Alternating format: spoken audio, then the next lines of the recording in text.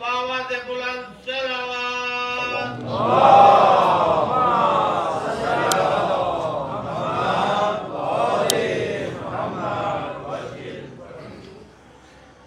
أعوذ بالله من الشيطان الرجيم بسم الله الرحمن الرحيم الحمد لله رب العالمين بارئ الخلائق أجمعين والصلاة والسلام على جميع الأنبياء والمرسلين سيما من سمي في الآفاق بأحمد وفي الأرض بأبي القاسم محمد اللهم صل على محمد وآل محمد والصلاة والسلام على أولاده الطيبين الطاهرين المعصومين الميامين واللعنة الدائمة على أعدائهم أجمعين من أول يوم إلى قيام يوم الدين أما بعد فقد قال رسول الله صلى الله عليه وآله وسلم إن لقتل الحسين حرارة في قلوب المؤمنين لا تبرد أبدا صلوات محمد وعلى اللهم صل على محمد وآل محمد السلام على الحسين وعلى علي بن الحسين وعلى أولاد الحسين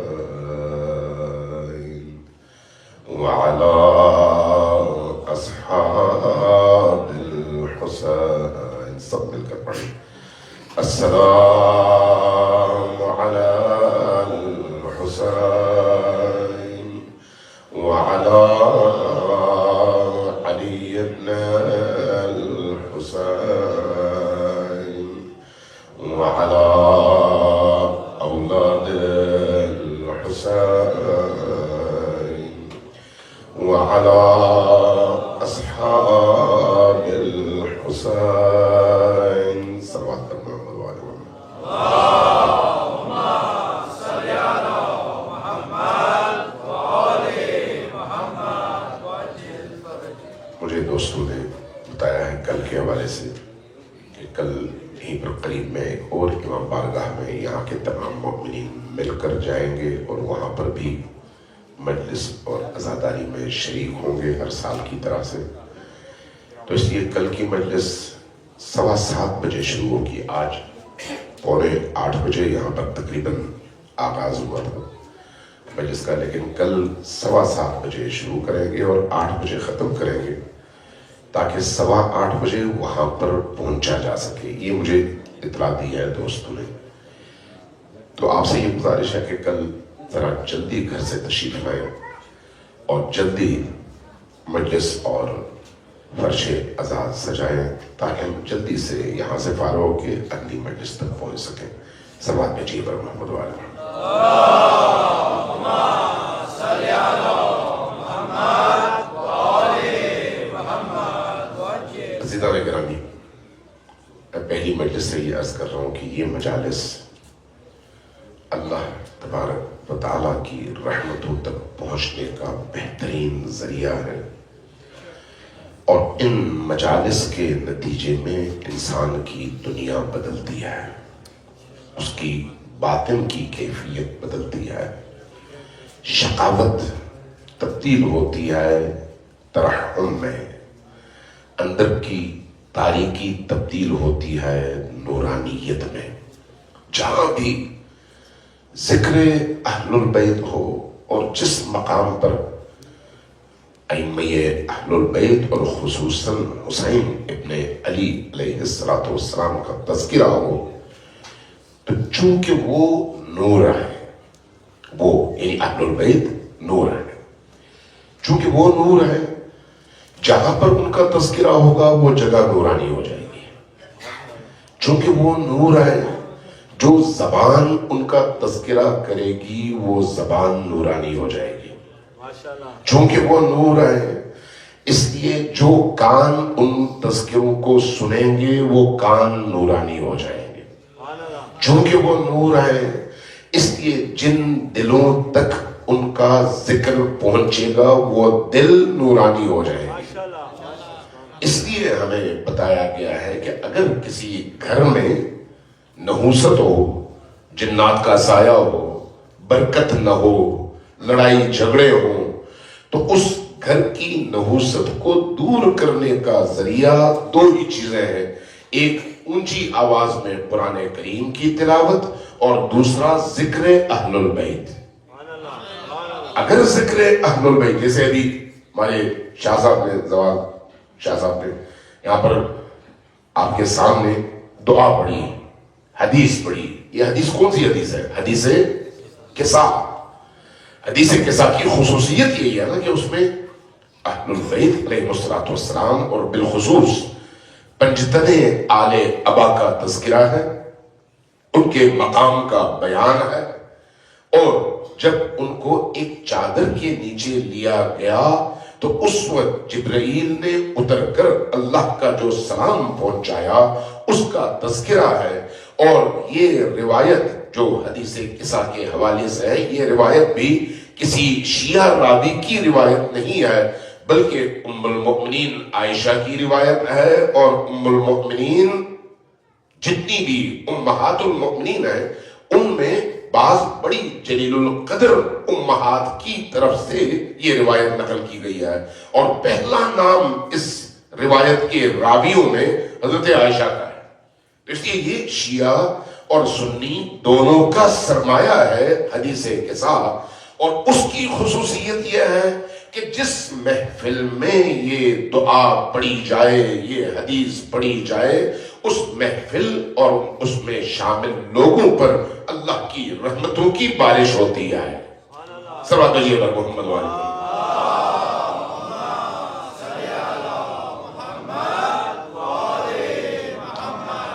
رحمت خدا کا تذکرہ ہو رہا تھا، اور کل اس حوالے سے میں نے ایک روایت آپ کی خدمت میں عرض کی تھی۔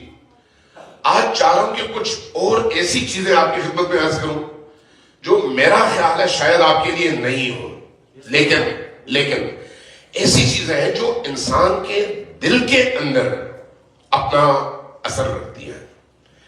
یہ یاد رکھیے کہ اللہ کی رحمت اگر نہ ہو، میں آج ابن منظور کی لغت دیکھ رہا تھا، لغت کی قدیمی ترین کتاب ہے کہ رحمت کا معنی انہوں نے کیا بیان کیا ہے، چونکہ لغوی اعتبار سے جب آپ کسی لفظ کو سمجھیں تو پھر آپ کو قرآن میں اس کے استعمال کا مفہوم پتہ چلتا ہے کہ اللہ نے کس مفہوم میں استعمال کیا ہے۔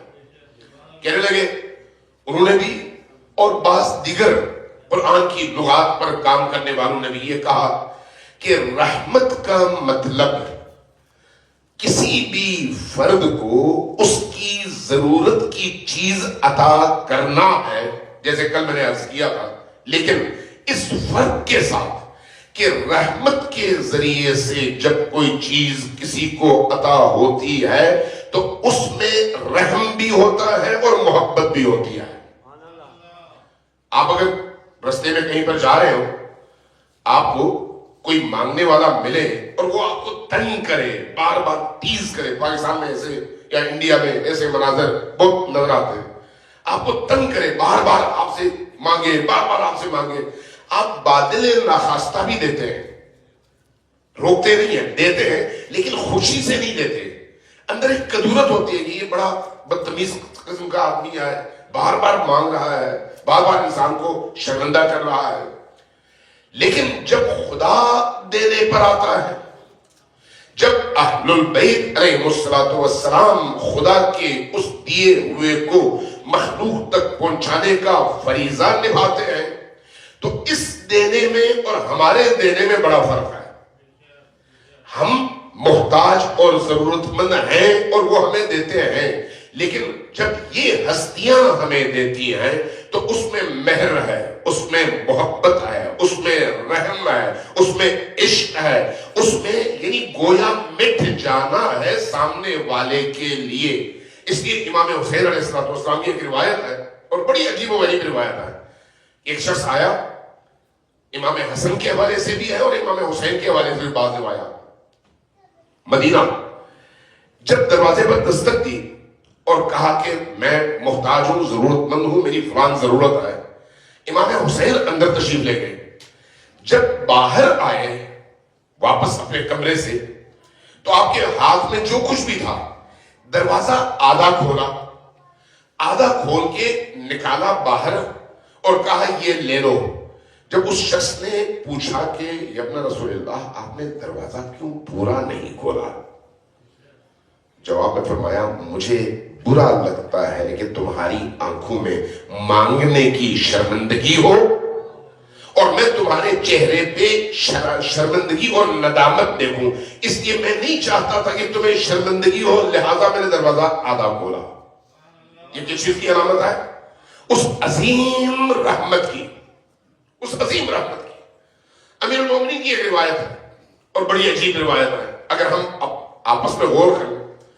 میں ایک سوال کرتا ہوں پہلے آپ سے، آپ کو اگر آپ کے کسی دوست کے بارے میں پتا چلے، نعوذ باللہ ثم نعوذ باللہ، کہ وہ بدکار ہے، آپ اس سے شوق سے ملیں گے؟ کبھی بھی نہیں ملیں گے۔ اور اگر آپ کو پتا چلے وہ شرابی بھی ہے تو آپ اس سے شوق سے ملیں گے؟ کبھی بھی نہیں ملیں گے۔ مجبوری ہو تو الگ بات ہے، لیکن جب آپ کو اس کے ان عیوب کا پتا چلے گا تو آپ قریب بھی نہیں پھٹکیں گے، نہیں جائیں گے قریب۔ کیوں؟ آپ کو ایک کدورت محسوس ہوتی ہے اندر سے۔ اللہ تبارک و تعالی ہم سب کے تمام عیوب سے واقف ہے، تمام عیوب سے۔ اہل البیت علیہ السلام کو اللہ تبارک و تعالی نے ہمارے عیوب اور ہماری خوبیوں دونوں پر ناظر بنایا ہے۔ ہمارے سارے اعمال ان کے سامنے پیش کیے جاتے ہیں، نبی کریم کے سامنے بھی اور اہل البیت کے سامنے بھی۔ آپ جب زیارتیں روز جمعہ میں پڑھتے ہیں، روز جمعہ امام زمان کا دن ہے اور اس دن کی مخصوص زیارت ہے جس طرح سے باقی ایام کی ہے، تو اس دن کی زیارت میں آپ کیا پڑھتے ہیں امام زمان سے مخاطب ہو کر؟ السلام علیک یا عین اللہ فی خلقہ، میرا سلام ہو آپ پر اے وہ ہستی جو مخلوق کے درمیان اللہ کی آنکھ ہے۔ کیا مطلب ہے اس کا؟ کہ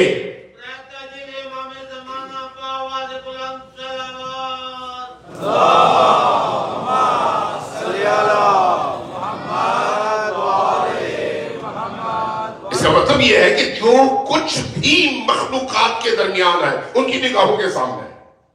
کیوں سامنے ہے؟ اس لیے کہ وہ واسطے فیض ہے رب اور بندے کے درمیان، ہم اور خالق کے درمیان، ان کے ذریعے سے ملتا ہے، لہذا ہر چیز ان پر آیا ہے، اللہ نے ان کو وہ مقام عطا کیا ہے۔ اب سوال یہ ہے کہ ہم اپنے ان تمام عیوب کے باوجود، ابھی میں نے جیسے مثال دی، اگر کسی کی صرف 2 خامیاں پتہ چلیں، اگلے دن ہم اس کو ملنے سے کتراتے ہیں، اور اگر کہیں پر ہماری اس سے اچانک مدبھیڑ ہو جائے، ملاقات ہو جائے، اس کا ہاتھ ہمارے اور ہمارا ہاتھ اس کے ہاتھ میں ہو، تو ہم کوشش کرتے ہیں کوئی اور نہ دیکھے۔ کیوں؟ کہ کہیں اس کی برائی کی وجہ سے ہم بدنام نہ ہو۔ ہوتا ہے یا نہیں؟ اللہ تبارک و تعالیٰ کو اگر پتا چلے کہ اگر وہ ہمارے پردے ہٹا دے، ہم میں سے ہر ایک کے پردے ہٹا دے، Gori kapne mahtavi lordi kasmano tentizor di app BQ75U Mirbani wa kadamu koi BK156K Mirbani wa kadagori mu Bar Muhammad Ali Muhammad Salaw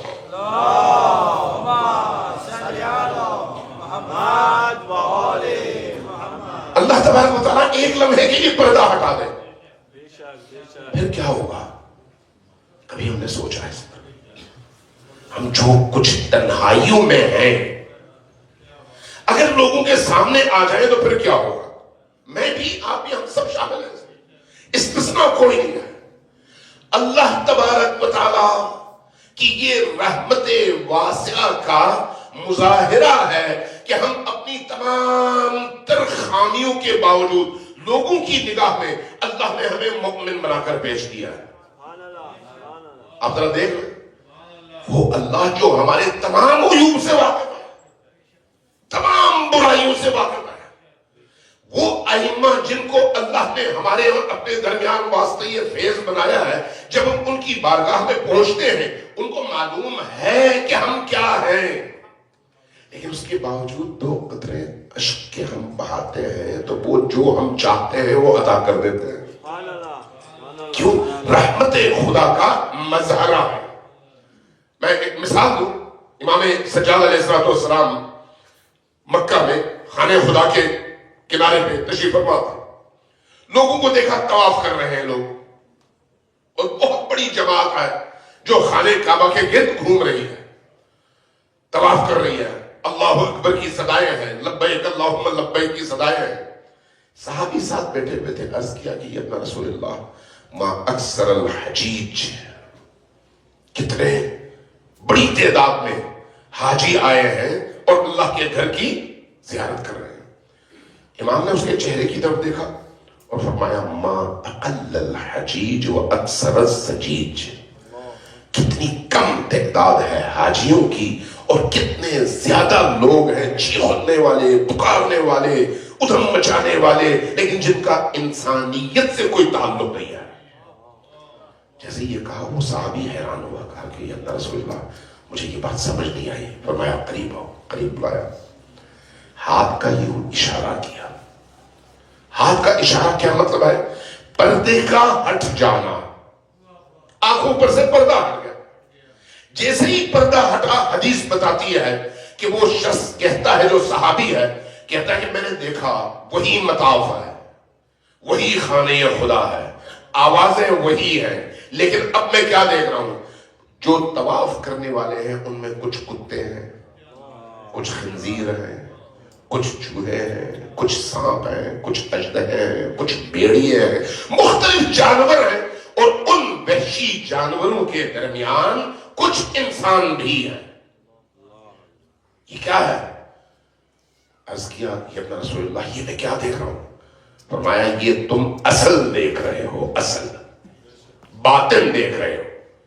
ہمارے معاشرے کا بھی ایسا ہی ہے، وہ ہمارا ہی معاشرہ ہے۔ یہ جو معاشرہ ہے، میں آپ کو اس وقت انسان نظر آتا ہوں، آپ مجھے انسان نظر آتے ہیں، کیوں ہے؟ اس لیے کہ اللہ نے اپنی رحمت کی چادر یوں ہمارے اوپر ڈالی ہوئی ہے کہ ہمارے تمام عیوب چھپے ہوئے ہیں، تمام عیوب۔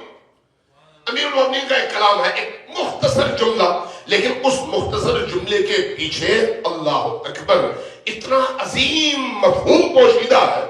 فرمایا لو تکاشفتم ما تدافنتم، اگر، ترجمہ کیا ہے؟ اگر تم ایک لمحے کے لیے ایک دوسرے پر کشف ہو جاؤ، کشف کا کیا مطلب ہے؟ تمہارا باطن ظاہر ہو جائے، جو تم اندر سے ہو وہی نظر آنے لگو۔ لو تکاشفتم، ایک دوسرے پر، ما تدافنتم، تمہاری لاش پڑی ہوگی، کوئی بھی آ کر اس کو دفنانے کے لیے تیار نہیں ہوگا۔ کیوں؟ مثال آپ کے سامنے، آپ یہاں پر ایسی مثالیں میں نے نہیں دیکھی، لیکن پاکستان میں جگہ جگہ جب آپ شاہراہوں پہ، سڑکوں پہ سفر کر رہے ہوتے ہیں، اسلام آباد کے ارد گرد تو خنزیر مرے پڑے ہوتے ہیں، باقی علاقوں میں کتے مرے پڑے ہوتے ہیں۔ جہاں پر کوئی خنزیر مرا ہوا ہو، جہاں پر کوئی کتا مرا ہوا ہو، کبھی آپ نے گاڑی روکی اس کو دیکھنے کے لیے؟ کبھی وہ آپ اس کے قریب گئے؟ اگر آپ پیدل بھی ہوں اور آپ کو کہیں پر ایسا سڑا ہوا مرا ہوا جانور نظر آئے تو آپ قریب جانے کی بجائے دور سے اپنا راستہ موڑ کر پرے چلے جاتے ہیں۔ کیوں؟ اس لیے کہ آپ کو اندر سے ایک عجیب سی فیلنگ آتی ہے جو نفرت انگیز ہے اس موجود کے بارے میں جو بدبودار ہے اور آپ کے سامنے ہے۔ انسان بھی ایسا ہی ہے۔ لو تکاشفتم، یہ اس ہستی کا کلام ہے جس کو ہم مولا علی کہتے ہیں. لو تکاشفتم ما تدافنتم. جب انسان کا معاشرہ اس طرح کا ہے، اس معاشرے کو اللہ نے کیسے انسان بنایا اور تمام انسانوں کے درمیان ان کا چرچا کیسے کیا. جب تک ہم خود اپنے کپڑے اتار کر اپنے آپ کو رسوا نہ کریں، اللہ ہمیں رسوا نہیں کرتا، جبکہ وہ جانتا ہے. لیکن اگر ہم ایک دوسرے کے ساتھ ہوں تو کیا ہوتا ہے؟ مجھے اگر آپ کے اور آپ کو میرے کسی ایک عیب کا پتہ چل جائے تو میں اسی ایک رات میں کوشش کرتا ہوں کہ جتنے میں کانٹیکٹ سے سب تک وہ عیب پہنچا کر بیان کر دو فلان ایسا ہے. کیوں؟ اس لیے کہ اس رحمت سے ہم دور آئیں. لیکن اللہ کیا کرتا ہے؟ اللہ اس رحمت کے سائے میں ہر انسان کا عیب چھپاتا ہے تاکہ دوسرا اس سے منفی انداز میں متاثر نہ ہو. یہ اس کی رحمت ہے. اسی رحمت کا مظہر حسین ابن علی ہے. اسی رحمت کا مظہر اہل البیت علیہ السلام ہے. اس لیے اس رحمت کے سائے میں آنے کے لیے شرائط ہے، اس رحمت سے جڑنے کے لیے شرائط ہے. اس لیے ہم سے آپ سے یہ کہا جاتا ہے کہ جب محرم کا چاند نظر آئے تو سیاہ لباس پہن کر ان ہستیوں کے غم میں شامل ہو جاؤ. جب گھر سے نکلنے لگو تو وضو کر کے نکلو. جب گھر سے امام بارگاہ تک، مجلس تک، اس محفل تک، ذکر حسین کی ان محافل تک پہنچنا چاہو تو قدم قدم اس طرح اٹھاؤ جیسے تم خود اس غم کے سوگوار شریک ہو اور اس غم کا حصہ ہو، تاکہ تمہارا ظاہر اگر غمگین اور سوگوار ہے تو تمہارا دل بھی سوگوار ہو. اور کوشش کرو تنہائیوں میں بیٹھ کر حسین ابن علی سے مکالمہ کرو. حسینیت زندہ باد، حسینیت زندہ باد، یزیدیت مردہ باد، یزیدیت مردہ باد، نعرے حیدری. اللہ تبارک و تعالیٰ نے اس دنیا میں بھی اور اس دنیا میں بھی اپنی اسی عظیم رحمت کا مظہر بنا کر جن ہستیوں کو ہمیں ایک انعام کی صورت میں عطا کیا ہے وہ یہی اہل البیت. میں نے کل عرض کیا تھا کہ رحمت خدا کے 100 حصے ہیں، باقی سارے حصے ان کا مظہر یہ ہستیاں ہیں. یہی وجہ ہے کہ جب آپ تفسیر قرآن پڑھتے ہیں تو حضرت آدم علیہ السلام کے قصے میں احادیث قدسیہ بھی ہیں اور اہل البیت کی احادیث بھی، کہ جب حضرت آدم کو اس باغ بہشت سے نکالا گیا تو کہنے لگے یا اللہ میں نے غلطی کی اور مجھے اس کی سزا ملی، اور وہ غلطی شیطان کے اکسانے اور بہکاوے کی وجہ سے تھی. تو خدایا شیطان تو بڑا طاقتور ہے، انسان کی عمر 60 70 80 90 100 سال، شیطان کی عمر لمبی، انسان محدود طاقت. شیطان اتنا طاقتور کہ دلوں میں گھس کر، فکروں میں گھس کر وسوسہ کرے اور انسان کو اکسائے. تو میں اپنی آل و اولاد کو کیسے بچاؤں، خود کیسے بچوں؟ کوئی رستہ تو مجھے دکھا دے. حضرت آدم کا مکالمہ ہے بعض احادیث قدسیہ میں، کہا مجھے کوئی رستہ تو دکھا دے. اللہ تبارک و تعالیٰ نے فرمایا کہ اچھا اگر ایسا ہے تو پھر میں ایک کام کرتا ہوں، تم جب کوئی نیک کام کرو تو تمہیں اس نیک کام کا اور تمہاری آل و اولاد کو 10 گنا اجر عطا کروں گا، اور اگر برا کام کرو تو اس کی ایک ہی سزا ہوگی. نیکیوں کا 10 گنا اور برائی کا 1. من جاء بالحسنتی فلہ عشر امثالہا، یہ قرآن کریم کی آیت کہ جو ایک نیکی کر کے لے کر آئے اس کو میں 10 گنا عطا کروں گا. حضرت آدم کو اپنے بچوں کی فکر تھی، یعنی ہماری فکر تھی. کہنے لگے کہ خدایا یہ کم ہے، اس سے گزارا نہیں ہوگا، چونکہ اس کے باوجود ہماری برائیاں زیادہ ہوں گی، اچھائیاں کم. کہا اچھا تم نیکی کا ارادہ کر لو تو تمہیں ثواب ملے گا، میں اجر دوں گا. برائی کا جب تک ارتکاب نہ کرو اس وقت تک سزا نہیں ملے گی. خواہش پیدا ہو لیکن نیکی کی خواہش پیدا ہو تو اس لیے روایات ہیں کہ نیت المؤمن خیر من عملہ، مومن کی نیت اس کے عمل سے بہتر ہے. وَنِيَّةُ الْكَافِرِ شَرٌّ مِّنْ عَمَلِهِ، اور کافر کی نیت اس کے عمل سے بدتر ہے. تو اس لیے ایک مومن جب صرف نیت کر لے تو اس نیت کی وجہ سے اس کو اس عمل کا ثواب ملے گا. جب یہ کہا عرض کیا یا اللہ یہ بھی کم ہے، چونکہ ہم بہت کمزور ہیں، ہم بہت کمزور ہیں، یہ بھی کم ہے. فرمایا پھر ایک اور کام ہے، یہ میں اپنے لفظوں میں بیان کروں. ایک اور کام کرتے ہیں، وہ کیا ہے؟ وہ یہ کہ اگر تم اور تمہاری اولاد یعنی بنی آدم مرتے دم تک چاہے کوئی بھی گناہ کر لے، جب تک وہ مرتا نہیں ہے، اگر موت کی دہلیز میں جانے کے بعد نہیں، موت سے پہلے اگر وہ ایک دفعہ پشیمان ہو جائے، پچھتائے اور میری طرف آ کر کہے خدایا میں پچھتا گیا ہوں، واپس آ رہا ہوں، میں اس کو معاف کر لوں گا. ذرا سوچئے اللہ کی رحمت کا اظہار. فرمایا کہ یا اللہ بس میرے لیے یہ کافی ہے، یہ بالکل ٹھیک ہے، چونکہ یہ ایک ایسا رستہ ہے جس کے ذریعے سے آخری وقت میں بھی اس انسان کو بچایا جا سکتا ہے جس کا اللہ پر ایمان ہو. یہ اللہ اور ان کا مکالمہ ہے، اور اس پر اللہ تبارک و تعالیٰ نے قرآن کریم میں آیت نازل کی، ان الحسنات یذہبن السیئات، کہ اللہ تبارک و تعالیٰ انسان کو یہ کرامت عطا کرتا ہے کہ اگر وہ کوئی نیکی کرے تو اس کی وہ نیکیاں اس کی تمام برائیوں کو کھا جاتی ہیں. یہ اس کی اسی رحمت کا اظہار ہے. اسی رحمت کا اظہار کرتے ہوئے اللہ نے قرآن کریم میں ہمیں یہ بتایا کہ اگر تم اپنی زندگی گناہوں میں گزار چکے ہو، اب اگر تمہارے اندر ندامت پیدا ہو چکی ہے، ندامت، پشیمانی، یہ نہیں کہ میں پشیمان ہوں زبان سے، نہیں، پشیمانی کا کیا مطلب ہوتا ہے، ندامت کا کیا مطلب ہوتا ہے؟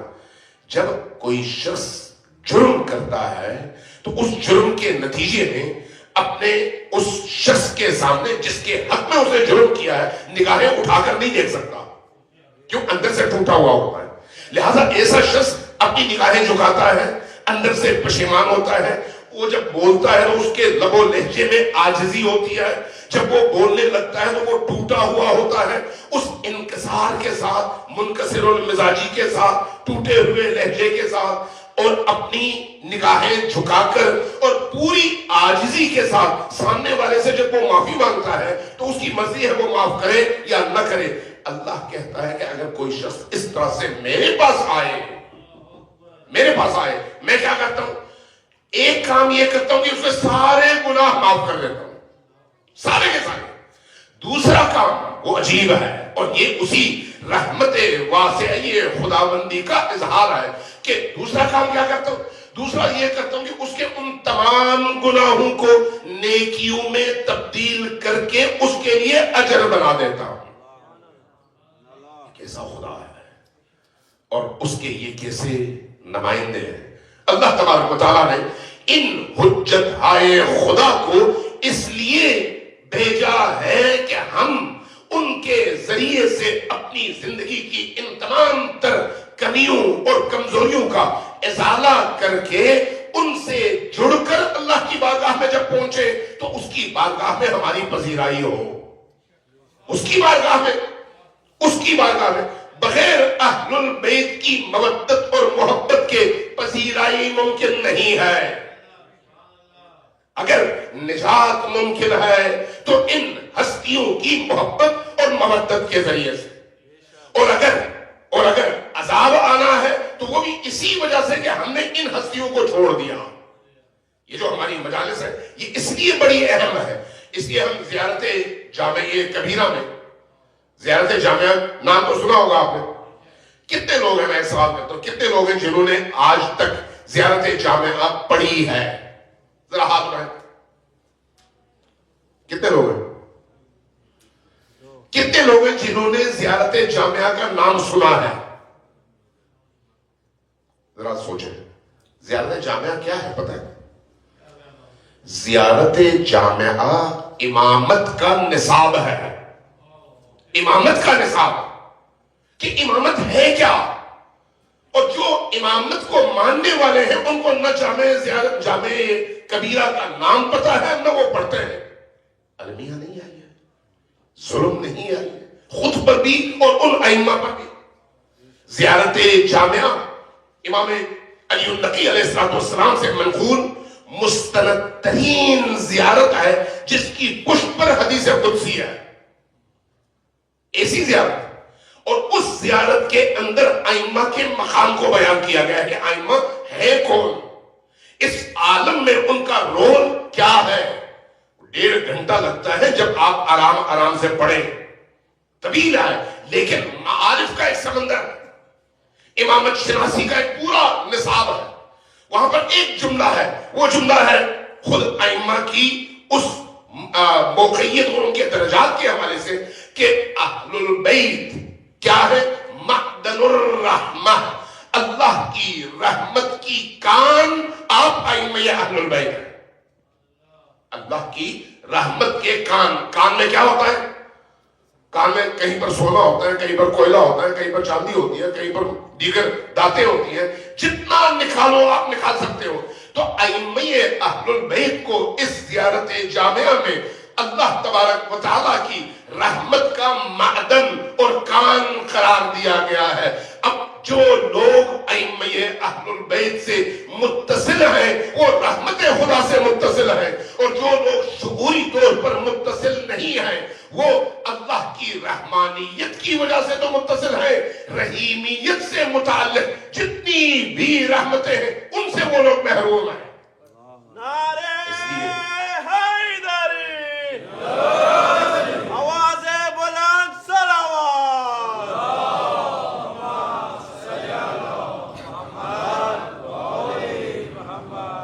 اس لیے عزیزان گرامی،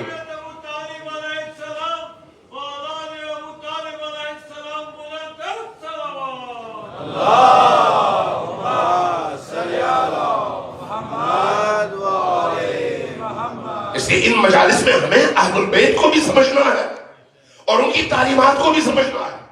اس منبر کی کچھ ذمہ داریاں ہیں.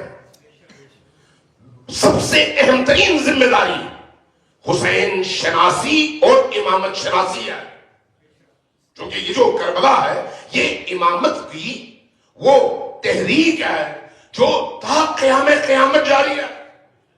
ان مجالس کے ذریعے سے امامت سمجھ آنی چاہیے، اور اس منبر کی ذمہ داری داد لینا اور چٹکلے سنانا نہیں ہے. یہ کہانیاں سنانے کا نام نہیں ہے. چند قصے سنا کر پیسے لے کر جانے کا نام منبر حسین اور مجلس عزا نہیں ہے.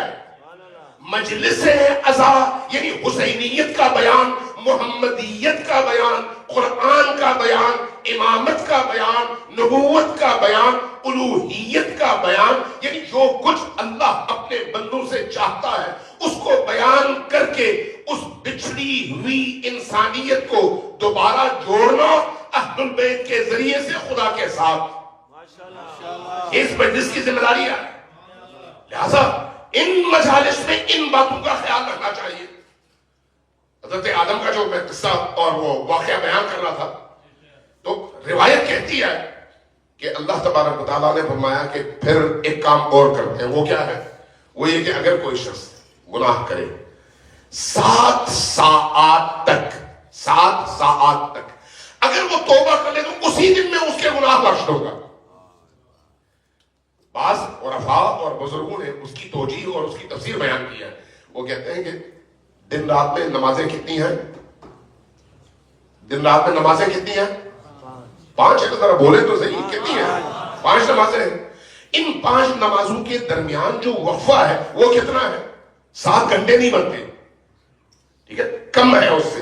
تو اس لیے کہا کہ جب انسان اہل نماز بنے، ایک نماز کے بعد اگر کوئی گناہ کرے تو دوسری نماز کے لیے جب حاضر ہو کر وہ نماز کی حالت میں اللہ کی بارگاہ میں کہے استغفر اللہ ربی واتوب الیہ تو اللہ اس کو معاف کر دیتا ہے بشرطے کہ یہ استغفار اس کے دل سے نکلی ہو. یہ رحمت خدا ہے, یہ رحمت خدا ہے, اور رحمت خدا کا مظہر یہی عبادات ہے. اس لیے اللہ تبارک و تعالیٰ کو حیا پسند ہے. اللہ تبارک و تعالیٰ کو حیا پسند ہے. جو شخص گناہ تو کرے لیکن دوسروں کے سامنے بیان نہ کرے, ایسا شخص اپنے گناہوں کے باوجود اللہ کو پسند ہے. لیکن جو شخص گناہ بھی کرے اور دوسروں کے سامنے سینہ تان کر کرے اور اس گناہ کی ترویج بھی کرے, اللہ کی نگاہ میں ایسا شخص سب سے زیادہ مقبوض اور سب سے زیادہ دشمن ہے. سب سے زیادہ. اللہ کی بنا یہ نہیں ہے کہ انسانوں کو سزا دے, نہیں, کیونکہ اللہ کا بندوں سے جو تعلق ہے وہ رحمت کا تعلق ہے, غضب کا تعلق نہیں ہے. جہاں پر ایک انسان اللہ کی اتنی ساری رحمتوں کے باوجود بھی انکار کر کے سائڈ لائن لگ کر وہ ان رحمتوں سے دور بھاگے تو پھر اس کو انسان بنانے کے لیے عقاب اور عذاب کی ضرورت ہوتی ہے, ورنہ نہیں. امیر المومنین کی بارگاہ میں ایک شخص آیا جوان, عرض کیا کہ یا امیر المومنین, امیر المومنین کی خلافت کا دور ہے اور کوفے کی حکومت. عرض کیا کہ یا امیر المومنین میں نے بدکاری کی ہے, زنا کیا ہے, مجھے پاک کیجیے. امیر المومنین نے یوں دیکھا اور فرمایا جاؤ گھر جاؤ, غلط بات کر رہے ہو, ایسی غلط باتیں نہ کرو. اس نے کہا یا امیر المومنین میں کچھ کہہ رہا ہوں. کہا جاؤ اٹھو نکلو. چلا گیا. کچھ دیر بعد دوبارہ آیا, یا امیر المومنین میں اندر سے بے چین ہوں, میں نے جرم کیا ہے, میں نے گناہ کیا ہے اور میں نے یہ والا گناہ کیا ہے, مجھے پاک کرو. میرے مومنین نے فرمایا کہ اٹھو نکلو یہاں سے, غلط کہہ رہے ہو, ایسا نہیں ہے, تمہیں غلط فہمی ہوئی ہے. اس نے بار بار جب آ کر اعتراف کیا, اور اعتراف میں ایک شخص جب اپنے خلاف 2 دفعہ گواہی دے دے تو پھر اپنے خلاف دی ہوئی گواہی نافذ ہو جاتی ہے. اب امیر المومنین کی ذمہ داری ہے کہ وہ اس کو سزا دے. لہذا امیر المومنین کے سامنے جب اس نے اس طرح سے بار بار آ کر اپنے گناہ کا اعتراف کیا تو امیر المومنین نے بھی اس کو سزا دی جو بھی اس کی شرعی سزا بنتی تھی. اس کے بعد اپنے اصحاب سے کہا کہ یہ کیسا دیوانہ تھا, خاموشی سے جا کر اللہ کے سامنے گھر بیٹھ کر توبہ کرتا تو اللہ قبول فرماتا. کیوں اس نے لوگوں کے سامنے اپنی عزت بھی برباد کی اور سزا بھی پائی گواہ بنا کر؟ کیوں؟ اس لیے کہ اللہ کو وہ گناہگار جو چھپ کر گناہ کرے اس ثوابکار کی نسبت جو ریاکاری سے لوگوں کو دھوکہ دینے کے لیے ثواب کا کام کرے, وہ گناہگار اللہ کو زیادہ پسند ہے. اس لیے کہ وہ حیادار ہے, یہ بے حیا ہے. اس لیے انسان کو اللہ کہتا ہے کہ تم جو بھی ہو اندر سے ٹوٹ کر جب آؤ گے تو میں تمہیں قبول کر لوں گا, اندر سے ٹوٹ کر جو بھی تم ہو. اس لیے عزیزان گرامی یہ یاد رکھیے, جو بھی علی والا ہے نا اس سے محبت کرنا سیکھیں, نفرت کرنا نہیں. جس کے دل میں علی کی محبت ہے اس سے محبت کرنا سیکھیں, اگر اس کی وجہ سے نہیں تو علی کی وجہ سے, چونکہ اس کے دل میں علی کی محبت ہے. اگر ہم علی والوں سے علی کی خاطر, علی سے محبت کرنے والوں سے علی کی خاطر پیار اور محبت کرنا سیکھیں تو یقین رکھیے کہ اللہ تبارک و تعالیٰ کی رحمتوں کا ایسا سایہ ہم پر ہوگا کہ ہم نے کبھی سوچا بھی نہیں ہوگا. علی کی خاطر معاف کرنا, علی کی خاطر علی کے چاہنے والوں کو سینے سے لگانا, علی کی خاطر علی کے چاہنے والوں کی مدد کرنا, علی کی خاطر علی کے چاہنے والوں کو مشکلات سے نکالنے میں ہاتھ بٹانا اور ان کا مددگار بننا, یہ ایک مومن کی بہترین صفات میں سے ہے. اور یہ مجالس آپ کو یہی سکھاتی ہے. ان مجالس میں آپ کیا کرتے ہیں؟ آپ اپنے گھر سے کھانا بنا کے لے کے آتے ہیں, سارا سال آپ کماتے ہیں, پاکستان میں تو ایسا آپ نے بڑا دیکھا ہوگا، لوگ سارا سال کما کر پیسہ جمع کر کے ان ایام میں حسین کے چاہنے والوں کو نیاز کھلا کر، شربت پلا کر، مختلف اقسام کی خدمتیں کر کے گویا امام حسین علیہ السلام کو خوش کرتے ہیں. کیوں؟ اس لیے کہ یہ ایام رحمت اہل البیت کے سائے میں داخل ہونے کے لیے بہترین ایام ہے. بہترین ایام. میں عراق کے حوالے سے چونکہ جو چیزیں میں نے خود دیکھی ہیں وہ میں عرض کرنا چاہوں گا. بسم اللہ. صلوات دیجیے بر محمد و آل محمد.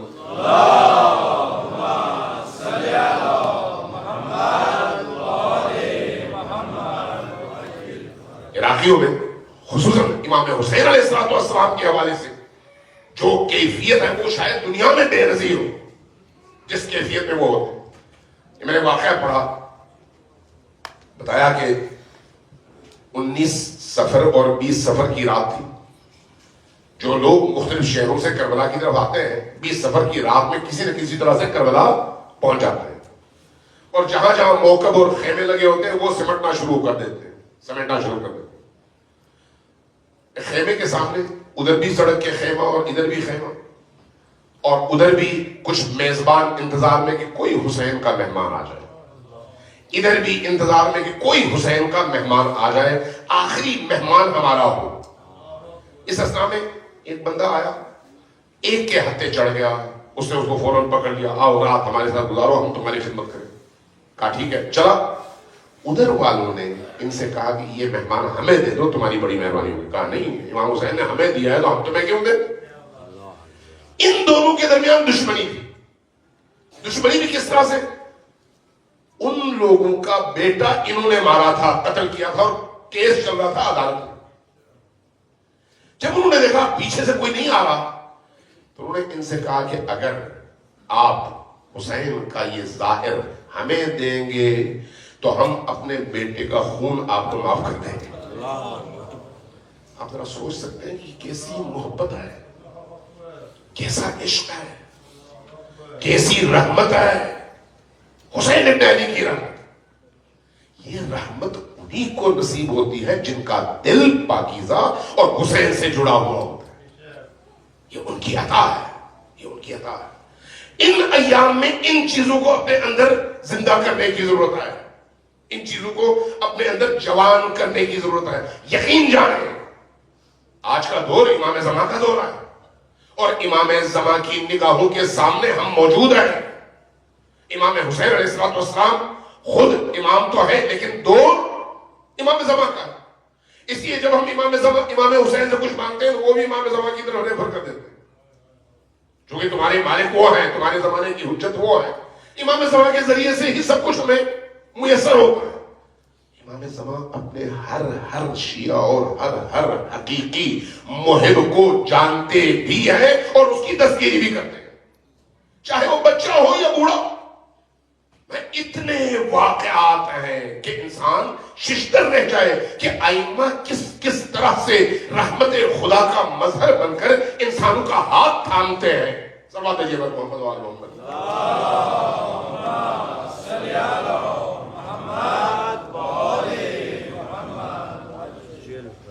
آیت اللہ العظمیٰ اتنی زوردار سلوات بھیجے کہ جب تک جائے محمد و محمد صلی اللہ.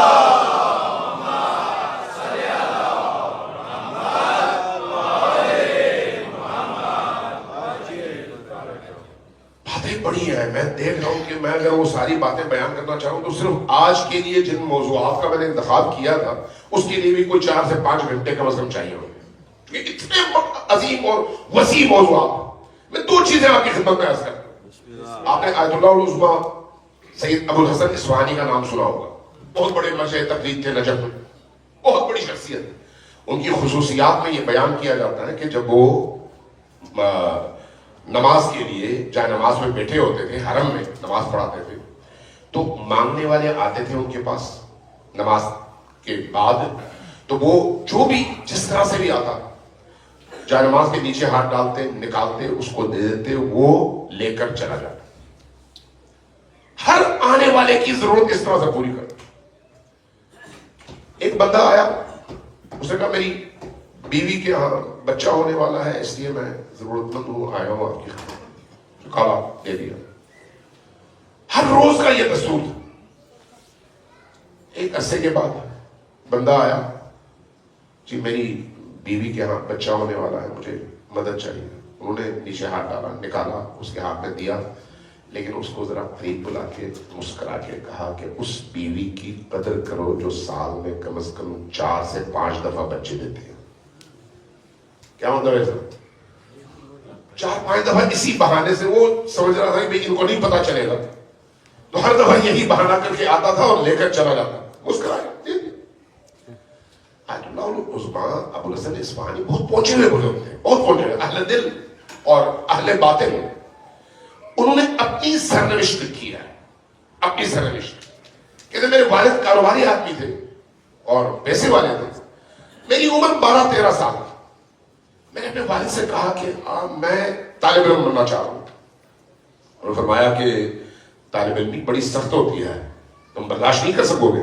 کہا نہیں، میرے اندر ایک تڑپ ہے، میں ضرور برداشت کروں گا۔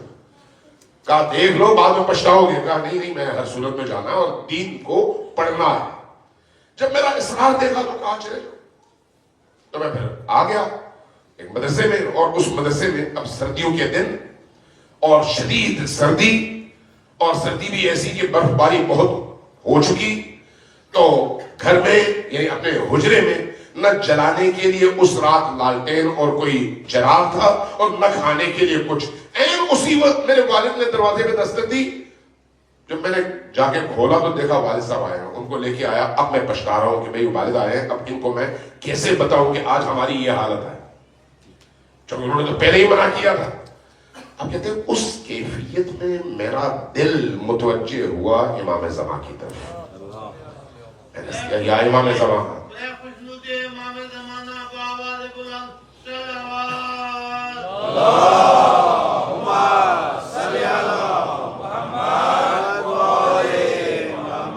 میرے والد یہ صورتحال دیکھنے کے بعد مسکرائے اور کہا میں نے تم سے کہا تو تھا کہ یہ زندگی بڑی سخت ہے، چلو اب تمہیں اندازہ ہو گیا، چلو میرے ساتھ چلتے ہیں واپس۔ کہتے ہیں میرا دل ٹوٹا، اس ٹوٹے ہوئے دل کے ساتھ اب میں اپنے والد کو انکار بھی نہیں کر سکتا تھا اور مدرسہ چھوڑ بھی نہیں سکتا تھا۔ میں نے امام زمان علیہ السلام سے توسل کیا کہ یا امام، یہ میرے والد کہہ رہے ہیں چلو، تو کیا آپ نہیں ہیں ہمارے سرپرست؟ اگر آپ ہیں تو پھر آپ مجھے کیوں اس طرح سے جانے دے رہے ہیں؟ کہتے ہیں اس اسنا میں باہر دروازے پر دستک ہوئی، خادم مدرسے کا وہ دروازے پر گیا، واپس آیا اور کہا کہ سید ابو الحسن کوئی آپ سے ملنے کے لیے آیا۔ کہتا مجھے نہیں پتا، یہاں کوئی مجھے جانتا بھی نہیں تھا۔ میں دروازے پہ گیا، میں نے دیکھا ایک نورانی شخصیت ہے اور ان کے ہاتھ میں کچھ پیسے ہیں، وہ پیسے مجھے دے کر کہنے لگے کہ تم اپنے کمرے میں جاؤ، فلان جگہ چراغ رکھا ہوا ہے، وہ جلا لو، روشنی ہو جائے گی، یہ پیسے لو اور اس سے تم اپنے گزر بسر اور کھانے پینے کا انتظام کرو، اور اپنے باپ سے کہو کہ ہمارا سرپرست موجود ہے، ہم بے آسرا نہیں ہیں، بے آسرا نہیں ہیں، امام زمان موجود ہے، صرف محسوس کرنے کی دیر ہے، محسوس کرنے کی۔ اور یہ انفرادی زندگی نہیں، اجتماعی زندگی میں بھی موجود ہے۔ امام حسین علیہ السلام کی یہ جو تحریک ہے کربلا سے لے کر آج تک، آج ذرا غور کریں، آپ کے کربلا میں 72 تھے، کربلا سے پہلے خانہ فاطمہ میں 10 بھی نہیں تھے، اور آج پوری دنیا کے اندر اگر اسلام کا کوئی چہرہ ہے، اسلام کی کوئی شناخت ہے، اسلام کا کوئی نام ہے، تو وہ نام علی کے ماننے والوں کی وجہ سے ہے۔ آپ کے سامنے ہے، آج پوری دنیا کے اندر اگر حقیقی اسلام کے طور پر کوئی اس اسلام سے ڈرتا ہے جو مظلوم کا حامی اور ظالم کا دشمن ہے، تو اس کی جڑیں کربلا سے ملتی ہیں، اور آج بھی وہ پرچم علی کے بیٹوں کے پاس ہے، آپ کی آنکھوں کے سامنے۔ آج بھی مظلوم انسانوں کو اگر کوئی امید لگتی ہے کہ ہمیں کوئی بچا سکتا ہے تو اس کی امید نہ مشرق کی طرف ہے نہ مغرب کی طرف ہے نہ فلان مسلک اور مذہب کی طرف ہے. ان کی نگاہ اگر کسی کی طرف ہے تو وہ مکتب علی اور علی کے بیٹے ہیں. پوری دنیا میں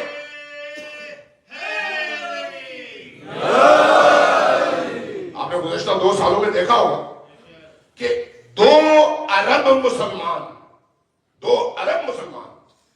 سب کے ہاں جو بات چل رہی تھی وہ کیا تھی؟ ایران کہاں ہے, شیعہ کہاں ہے, کیوں نہیں مدد کرتے. یعنی جو اقلیت میں ہے انہی سے امید ہے, وہ جو اکثریت ہے ان سے کوئی امید نہیں ہے. کیوں؟ اس لیے کہ اگر دین کی کوئی روح موجود ہے تو وہ انہی میں ہے جن کو خوراک ملتی ہے کربلا سے, جن کی زندگی کربلا کے سائے میں گزری ہے. میں ایک واقعہ بیان کر دوں اور اس کے بعد مسائل کے چند جملے آپ کی خدمت میں عرض کروں. سلوات بھیجیے پر محمد وآل محمد.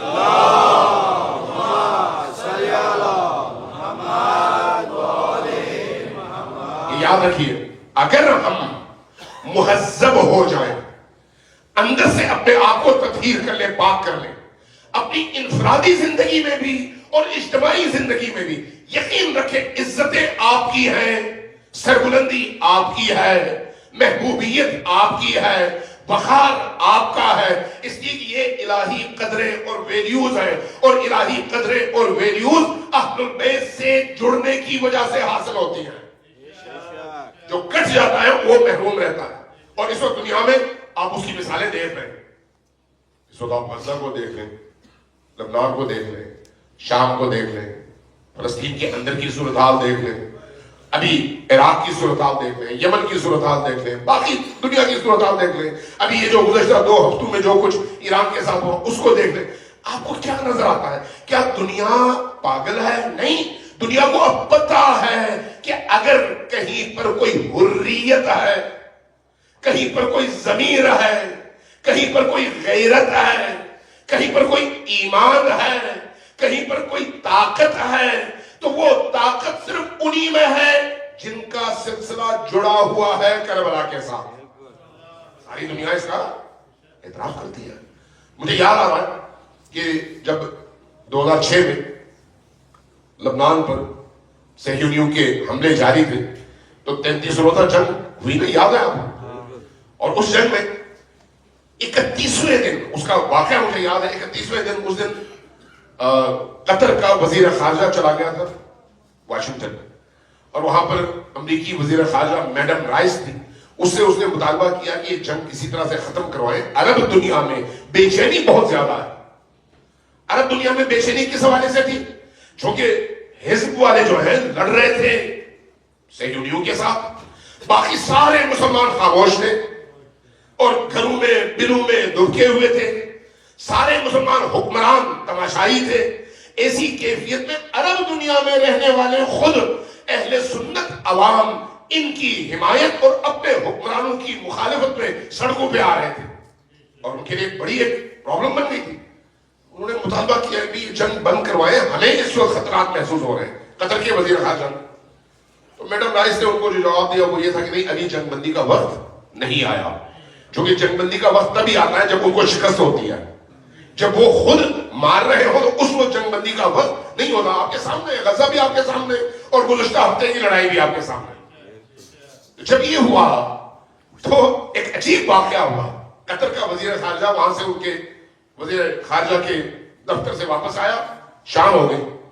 شام کو میڈم رائس نے اس کو فون کیا, کہاں ہو؟ جواب ملا میں واپس آ رہا ہوں. کہا واپس آؤ. واپس بلایا, کہا کہ ہم جنگ بندی کے لیے تیار ہیں, فوری طور پر جنگ بندی کے انتظامات کرو. کہنا مجھے بڑی حیرت ہوئی. صبح انہوں نے انکار کیا اور اب وہ کہہ رہے ہیں, خود کہہ رہے ہیں کہ جنگ بندی کے لیے تیار. وہ آیا, ادھر ان سے لبنانیوں سے بات کی, ادھر اسرائیلیوں سے, امریکیوں سے کرنے کے بعد جنگ بندی ہو گئی. اس نے کھوج لگایا کہ وجہ کیا ہے, تو امریکیوں کی طرف سے ان کو پتا چلا کہ ان کے پاس کوئی نیا اسلحہ ایسا آیا ہے جو اس وقت ہمارے بڑے بڑے ہتھیاروں کو نشانہ بنا رہا ہے. اس لیے ہمیں یہ دیکھنا ہے کہ ان کے پاس یہ کہاں پر ہے اور کتنی مقدار میں ہے. لہٰذا ہم نے جب دیکھا کہ ہمیں نقصان ہو رہا ہے تو ہم نے کہا کہ فوری طور پر فی الحال جنگ بند کر دیتے ہیں. وہ کہتے ہیں میں گیا लबनान गया, सैयद के पास गया, उनसे मिला, जंग बंदी की, मैंने मुबारकबाद दी और उसके बाद मैंने उनसे अर्ज किया कि ये बताइए कि ये हुआ क्या, क्यों उन्होंने जंग बंद की और आपके पास वो कौन सा हथियार है जिसकी वजह से वो मजबूर हुए जंग बंद करने पर। सैयद से ये वाकया 2 शख्सियात ने नकल किया, मैंने उन 2 शख्सियात से बराह रास्त सुना है, 2 शख्सियात से, और दोनों बड़े आदिल और बड़े ही पहुंचे हुए लोग। कहने लगे कि सैयद ने बताया वजीर खारजा कतर को कि देखो ये तो सही है कि हमारे पास असलहा है, ये भी सही है कि वो बड़ा खतरनाक है, कितनी मिकदार में है ये भी मैं तुम्हें नहीं बता सकता, इसकी इतनी है कि तादाद में आपको गिनवा नहीं सकता, लेकिन क्या है ये मैं तुम्हें नहीं बताऊंगा, ये मैं नहीं बताऊंगा। कहा अच्छा, वो चला गया। बाद में जिन्होंने मुझे ये वाकया सुनाया, कहने लगे हमारी जब मुलाकात हुई हमने पूछा हुआ क्या था, तो फरमाया कि कतर का वजीर खारजा उधर था अमेरिका में, उसकी डिमांड यही थी कि जंग बंद हो, वो नहीं कर रहे थे, वहां सुबह थी यहां रात थी, यहां पर एक जगह हमारे 60 जवान इसराइलियों के नर्रे में थे और उस नर्रे में 3 अतराफ में उनके टैंक्स थे मिरकावा और ऊपर उनके हेलीकॉप्टर्स थे और दोनों टैंक भी और हेलीकॉप्टर्स भी जदीद तरीन, और हमारे पास उनको गिराने का कोई ऐसा जरिया नहीं था। और जब हमारे पीछे, इन जवानों के पीछे माइन का मैदान था, इसलिए वो कहीं जा नहीं सकते थे। इस तरह से वो 60 जवान वहां पर फंस गए थे। उस कैफियत में अब रात की तारीकी और ये 60 जवान मौत और जिंदगी के दरमियान और चारों तरफ मुहासिरा और कहीं जा नहीं सकते। कहा इस अस्ना में वो जो जवानों का सरबराह था इस फोर्स का, उसने इन सबसे कहा कि तुम लोगों ने हिलना नहीं है, ना आवाज निकालनी है जब तक मैं न कहूं, क्योंकि जैसे ही तुम्हारी आवाज निकलेगी, जैसे ही तुम लोग हिलोगे, दुश्मन को पता चल जाएगा और एक एक इंच जमीन को वो अपनी फायर के जरिए से सुराख करेंगे, हम में से कोई नहीं बचेगा। कहा ठीक है। सब खामोशी से लेट गए जमीन पर। कह रहे इस अस्ना में अचानक एक जवान उठा और उसने आसमान की तरफ देखकर एक क्लाशनकोव का फायर किया। जैसे ही उसने फायर किया, एक हेलीकॉप्टर को आग लगी, वो हेलीकॉप्टर गिर गया। जैसे ही वो एक हेलीकॉप्टर गिरा, बाकी हेलीकॉप्टर्स उसको गिरता देखकर फौरन इसराइल की तरफ भाग गए। जैसे ही वो भागे, नीचे जो टेंट थे उन्होंने भी वापसी की राह की और फौरन भागना शुरू कर दिया। अभी जो कमांडर था, इसने उस जवान को पकड़ा जिसने ऊपर की तरफ देखकर फायर किया था। उसको बुलाया और बुलाकर कहा कि तुमने क्यों मेरी इजाजत के बगैर ये काम किया। उसने जो जुमला कहा वो उन लोगों के लिए है जिनके दिलों में अहलुल बैत बसते हैं। उसने क्या कहा? उसने कहा मैं सैयद हूं, मूसवी सैयद हूं, इमाम मूसा जाफर की औलाद में से। तो मैं, जब आपने मुझे कहा हम सबको कि तुम लोगों ने आवाज नहीं निकाली, तो मैं जमीन पर था और रो रहा था और मैंने तबस्सुल किया बीबी ज़ैनब सलाम, बीबी ज़हरा सलामुल्लाह अलैहा से, हजरत ज़हरा से तबस्सुल करके मैंने कहा कि ये वक्त है आपकी मदद का, आप अपनी रहमतों के साये में हमें बचा भी लें और हमारी मदद करें। कहते जब मैं उनसे रोते हुए ये बात कर रहा था तो कुछ ही देर में मेरे कानों में आवाज आई, बेटा उठो और ऊपर की तरफ देखकर फायर करो। मैं समझ नहीं सका कि ये आवाज कहां से है। मैं खामोश रहा, दोबारा आवाज आई, खामोश रहा, तीसरी दफा मेरे कानों में आवाज आई। जैसे ही आवाज आई, तीसरी आवाज पर फिर मुझसे बर्दाश्त नहीं हुआ, मैंने उठकर एक फायर किया। कलाशनकोव की गोली से हेलीकॉप्टर नहीं गिरता, लेकिन ये बीबी का कारनामा था कि उनके हुक्म पर मैंने गोली चलाई और नतीजा आपके सामने है। ये अहलुल बैत अलैहिस्सलातु वस्सलाम की अता है उन पर जो उनके साथ जुड़े हुए हों। लिहाजा कोई भी जंग, चाहे अंदर की जंग हो, चाहे बाहर की, चाहे अपने नफ्स के खिलाफ जंग हो, चाहे दुश्मनों के खिलाफ, चाहे गर्म जंग हो, चाहे ठंडी जंग, चाहे प्रोपेगेंडों की जंग हो या दीन के इस्तदलाल की जंग, کہیں پر بھی اہل البیت کی مدد کے بغیر کوئی شخص جیت نہیں سکتا. اگر کوئی جیت سکتا ہے تو تب جب اس کا دل جڑا ہوا ہو اہل البیت کے ساتھ. آج بھی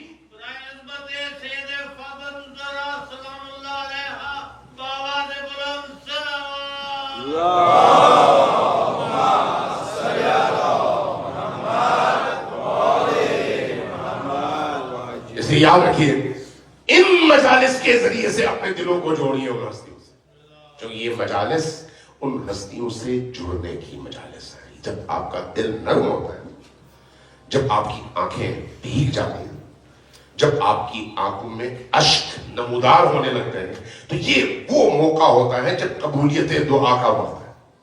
قبولیت دعا کا وقت یہ موقع ہے جب رحمت کے دروازے کھلتے ہیں, اور خصوصاً ان محافل میں جہاں پر ذکر اہل البیت اور بالخصوص ذکر حسین ابن علی ہو اور شہداء کربلا کا تذکرہ ہو. یہ وہ عظیم ترین ہستیاں ہے, اور یہ موقع بھی وہ عظیم ترین موقع ہے. امام حسین مظلوم ہے, بہت مظلوم ہے, لیکن خانوادہ حسن اور زیادہ مظلوم ہے. امام حسن اور امام حسن کے بچے اور زیادہ مظلوم ہیں. اور کربلا میں امام حسن کے 2 بچے شہید ہوئے, ایک عبداللہ اور دوسرے قاسم. اگر آپ کربلا کی تاریخ اٹھا کر دیکھیں تو آپ کو حیرت ہوگی واقعی یہ تو کتنے مظلوم بچے تھے, کتنے مظلوم بچے تھے. قاسم خود یتیم تھے, اور جب امام حسن مجتبیٰ کی شہادت ہوئی تو بعض مورخین نے 2 سال لکھی ہے عمر, بعض نے 1 سال لکھی ہے, بعض نے 3 سال لکھی ہے, اتنی عمر. تو اس کا مطلب ہے باقی سارے سال خود امام حسین علیہ السلام نے اس بچے کو پالا ہے, اس بچے کو. لیکن جو بھی ہو ہے تو یتیم ہے امام حسن, اور دوسرا بچہ ان سے بھی چھوٹا. میں پہلے دوسرے بچے کے والے 2 جملے عرض کروں. وہ مظلومیت دیکھیں کہ امام حسین علیہ السلام نے عبداللہ کو بھی چونکہ اپنی آغوش میں پالا ہے, اس لیے عبداللہ کو حسین ابن علی سے اتنی محبت ہے کہ جدا نہیں ہوتے. جب حسین ابن علی میدان کارزار میں اکیلے رہ گئے اور چاروں طرف سے تیروں کی بوچھاڑ ہوئی اور حسین ابن علی زمین کربلا پر گرے, تو اس موقع پر یہ بچہ خیمے سے بھاگتا ہوا گیا حسین کی طرف. پیچھے سے مخدرات عصمت و طہارت پکارتی رہی کہ کسی طرح سے بچے کو روکا جائے, لیکن بچہ رکا نہیں. بچہ بھاگتا چلا گیا, اور ادھر حسین ابن علی پکارتے تھے کہ اس بچے کو روکو, لیکن بچہ رکا نہیں. اور جب پہنچا حسین ابن علی کے اوپر تو اس وقت دشمن وار کر رہے تھے حسین ابن علی پر, تو ایک تلوار جب آئی اس بچے نے بچانے کے لیے ہاتھ بلند کیا تو وہ ہاتھ قلم ہو گیا. اس بچے کا وہ ہاتھ قلم ہوا. پھر وہ بچہ سینہ حسین پر گرا. جب سینہ حسین پر گرا تو یہ پہلا بچہ ہے جس کو اس کی زندگی میں اور حسین کے حال حیات میں سینہ حسین میں سر کاٹ کر شہید کیا گیا. کون ہے؟ امام حسن کا بیٹا, امام حسن کا بیٹا. مظلومیت کی انتہا دیکھیں. اور دوسرا بچہ قاسم ابن حسن ہے. قاسم ابن حسن شہزادہ حسن علیہ السلام. شب عاشور جب حسین ابن علی شہداء کی لسٹ بیان فرما رہے تھے تو ایک کونے میں یہ بچہ بھی موجود ہے 12 یا 13 سال کا. اور روایات کہتی ہے ابھی داڑھی کے بال نہیں نکلے, مونچھیں نہیں نکلی, ابھی وہ بچہ بالکل نوجوانی کے عالم میں ہے. اس کیفیت میں ایک دفعہ جب حسین ابن علی کی گفتگو ختم ہوئی تو اس بچے نے سر اٹھا کر پوچھا کہ مولا آپ نے اپنے شہداء کی لسٹ بھی بتائی, آپ نے اپنے دوستوں کو کل کے دن کا بھی بتایا, یہ بتائیے کہ کل کے شہداء میں میرا بھی نام ہے یا نہیں ہے. جیسے یہ جملہ کہا حسین ابن علی نے ایک نگاہ اس بچے کے چہرے کی طرف ڈالی اور اس کے بعد فرمایا کہ بیٹا اس سے پہلے کہ میں تمہیں جواب دوں تم ذرا بتاؤ کہ تم موت کو کیا سمجھتے ہو. یہ اہل البیت کا بچہ ہے, یہ حسین کی آغوش اور حسن کے سائے میں پلا ہوا بچہ ہے. اس لیے یہ بچہ کیا کہتا ہے, احلا من الاسل, مولا یہ جو موت آپ کے قدموں میں آئے گی یہ موت تو شہد سے زیادہ میٹھی ہے, شہد سے زیادہ میٹھی. جیسے یہ فرمایا حسین ابن علی نے فرمایا ہاں بیٹا کل کے شہداء میں تمہارا بھی نام ہے، تمہارا بھی نام ہے۔ دو جملے یہاں پر مورخین نے نقل کیے ہیں۔ ایک جملہ یہ کہ فرمایا بیٹا قاسم کل تم شہید تو ہوگے لیکن ایک بہت بڑی مصیبت سے گزر کر شہید ہوگے، پہلا جملہ یہ۔ اور اس کے فوراً بعد دوسرا جملہ فرمایا صرف تم نہیں بلکہ تمہارا معصوم بھائی علی اصغر بھی شہید ہوگا۔ جب قاسم نے یہ دو جملے سنے نا تو پہلے جملے پر قاسم نے توجہ نہیں دی، لیکن اگلا جملہ ان کو لرزانے کے لیے تھا۔ ایک دفعہ سر اٹھایا اور پھر پوچھنے لگے کہ مولا کیا یہ دشمن ہمارے خیموں میں گھس آئیں گے؟ غیرت قاسمی اس طرح سے جاگتی ہے مولا، کیا یہ دشمن ہمارے خیموں میں گھس آئیں گے جو علی اصغر کو شہید کر دیں؟ جواب میں فرمایا نہیں بیٹا، جب سب شہید ہو چکے ہوں گے نا تو اس کے بعد میں اس بچے کی پیاس بجھانے کے لیے جب میدان میں لے کر جاؤں گا تو یہ اشقیاء کا لشکر اس بچے کو شہید کر دے گا۔ جب یہ سنا تو روئے۔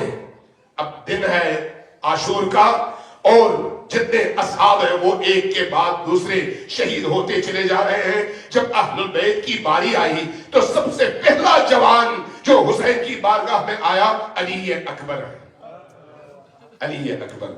عجیب ہے کہ جب علی اکبر حسین کی بارگاہ میں آئے تو حسین ابن علی نے یہ سوچا بھی نہیں، پوچھا بھی نہیں، فوراً کہا ہاں بیٹا جاؤ لڑو اور جام شہادت نوش کرو، بغیر کسی تردد کے فوراً فرمایا جاؤ بیٹا جاؤ لڑو، میری دعائیں تمہارے ساتھ ہیں، میں تمہارے پیچھے کھڑا ہوں۔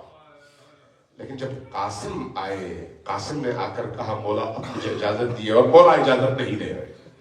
بار بار قاسم اجازت مانگ رہے ہیں اور مولا اجازت نہیں دے رہے، بار بار اجازت مانگ رہے ہیں، مولا اجازت نہیں دے رہے۔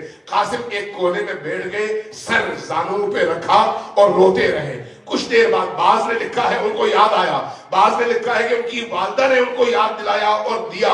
ایک کاغذ یاد آیا کہ بچپنے میں جب میرے بابا حسن شہید ہو رہے تھے تو انہوں نے یہ کاغذ تھمایا تھا کہ ایک وقت آئے گا زندگی کا سخت ترین مرحلہ ہوگا، تب یہ کاغذ کھولنا، جو کچھ اس میں لکھا ہے اس پر عمل کرنا۔ یاد آیا، فوراً گئے، کاغذ اٹھایا، کھولا، کیا لکھا تھا؟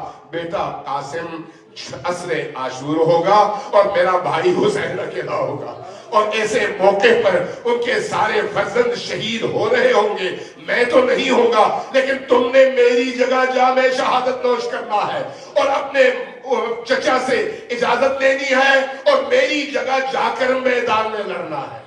جیسے یہ کہا، جیسے یہ لیٹر دیکھا، فوراً اپنی آنکھوں سے لگایا اور تاریخ کہتی ہے کہ لپک کر بھاگتے ہوئے مولا کی بارگاہ میں آئے اور مولا کی خدمت میں کہا کہ مولا اب آپ کیسے مجھے روک سکتے ہیں، یہ لیٹر پڑھیے۔ انہوں نے خط اٹھایا، جیسے ہی دیکھا حسن مجتبیٰ کا خط ہے، ایک دفعہ روک پڑے، اپنی آنکھوں سے لگایا، اور اس کے بعد جب دیکھا کہ انہوں نے لکھا ہے کہ بیٹا حسن ظہر عاشور کے بعد اس خاص موقع پر تم نے میرے بھائی حسین کا ساتھ دینا ہے اور جام شہادت نوش کرنا ہے۔ تو اس کے بعد آگے بڑھے، اس بچے کو اپنے سینے سے لگایا، اور یہ پہلا موقع ہے کہ کسی فرد کو اس طرح سے حسین ابن علی نے سینے سے لگایا ہو۔ سینے سے کیا لگایا؟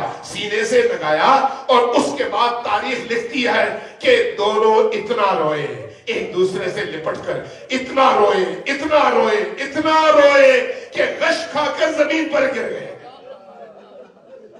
اور جب غشی کی کیفیت ختم ہوئی اور یہ بچہ بیدار ہوا، ہوش میں آیا، حسین ہوش میں آئے، تو اب آپ نے کیا کیا؟ اس بچے کو زر و زیور پہنانے شروع کر دیے۔ لیکن یہ تو بچہ ہے، یہ جب گھوڑے پر سوار ہوا ہے تو اس کے پاؤں نالین تک بھی نہیں پہنچ رہے۔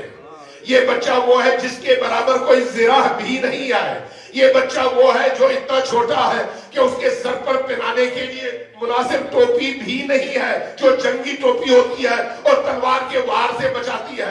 اب ایک ایسی کیفیت میں یہ بچہ تلوار لے کر میدان کی طرف جا رہا ہے۔ استاد شہید مطہری نے لکھا کہ ایک وقت ایسا تھا کہ جب یہ بچہ تلوار لے کر جا رہا تھا تو تلوار زمین پر لکیر کھینچتی چلی جا رہی تھی۔